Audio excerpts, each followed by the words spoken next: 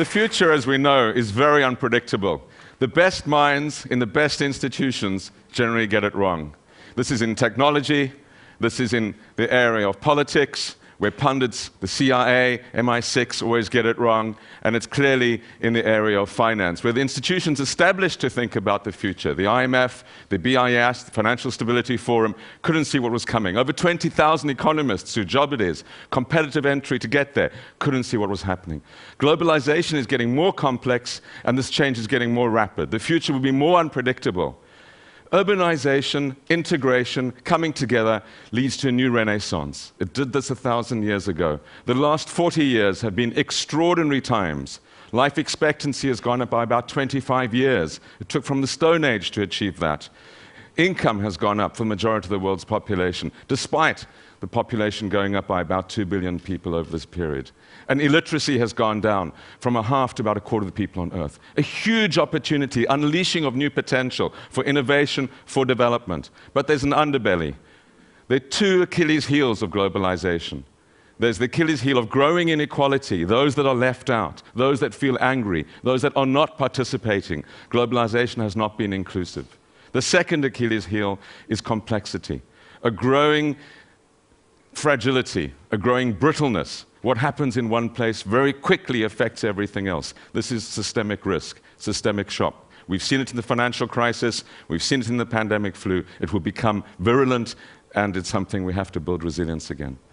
A lot of this is driven by what's happening on technology. There's been huge leaps. There will be a million-fold improvement in what you can get for the same price in computing by 2030. That's what the experience of the last 20 years has been. It will continue. Our computers, our systems will be as primitive as the Apollos are for today. Our mobile phones are more powerful than the total Apollo space engine. Our mobile phones are more powerful than some of the strongest computers of 20 years ago.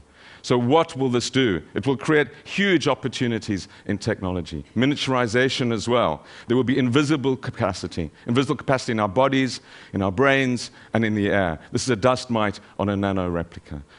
This sort of ability to do everything in new ways unleashes potential, not least in the area of medicine.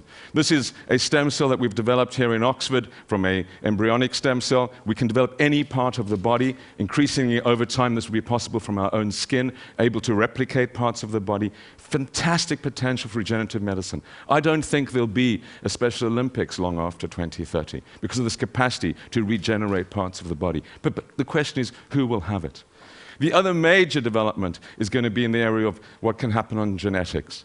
The capacity to create, as this mouse has been genetically modified, something which goes 3 times faster, lasts for 3 times longer, and reproduce as this mouse can to the age of our equivalent of 80 years, with using about the same amount of food. But will this only be available for the super rich, for those that can afford it? Are we heading for new eugenics? Will only those that are able to afford it, able to be the super race of the future?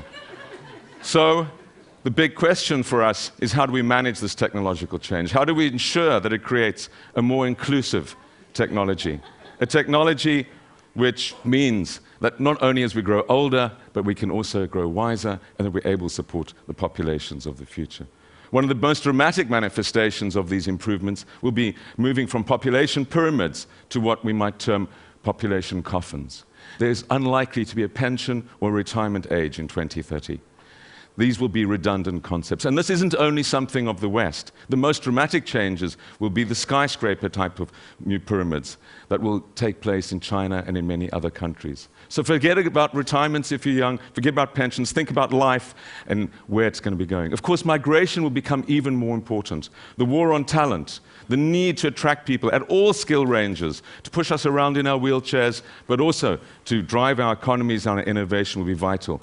The employment in the rich countries will go down from about 800 to 700 million over these people. This would imply a massive leap in migration. So the concerns, the xenophobic concerns of today on migration will be turned on their head as we search for people to help us sort out our pensions and our economies in the future. And then the systemic risks. We understand that these will become much more virulent, that what we see today is this interweaving of societies, of systems, fastened by technologies and hastened by just-in-time management systems. Small levels of stock push resilience into other people's responsibility. the collapse in biodiversity, climate change, pandemics, financial crises, these will be the currency that we will think about. And so a new awareness will have to arise of how we deal with these, how we mobilize ourselves in a new way and come together as a community to manage systemic risk. It's going to require innovation. It's going to require an understanding that the glory of globalization could also be its downfall. This could be our best century ever because of the achievements, or it could be our worst. And of course, we need to worry about the individuals, particularly the individuals that feel that they've been left out in one way or another. An individual, for the first time in the history of humanity, will have the capacity by 2030 to destroy the planet, to wreck everything through the creation, for example, of a biopathogen. How do we begin to weave these tapestries together? How do we think about complex systems in new ways? That will be the challenge of the scholars and of all of us engaged in thinking about the future. And the rest of our lives will be in the future. We need to prepare for it now. We need to understand that the governance structure in the world is fossilized. It cannot begin to cope with the challenges that this will bring. We have to develop a new way of managing the planet, collectively, through collective wisdom. We know, and I know from my own experience, that amazing things can happen when individuals and societies come together to change their future. I left South Africa, and 15 years later, after thinking I would never go back, we had the privilege and the honor to work in the government of Nelson Mandela. This was a miracle. We can create miracles collectively in our lifetime. It is vital that we do so. It is vital that the ideas that are nurtured in TED, that the ideas that we think about, look forward and make sure that this will be the most glorious century and not one of eco-disaster and eco-collapse. Thank you.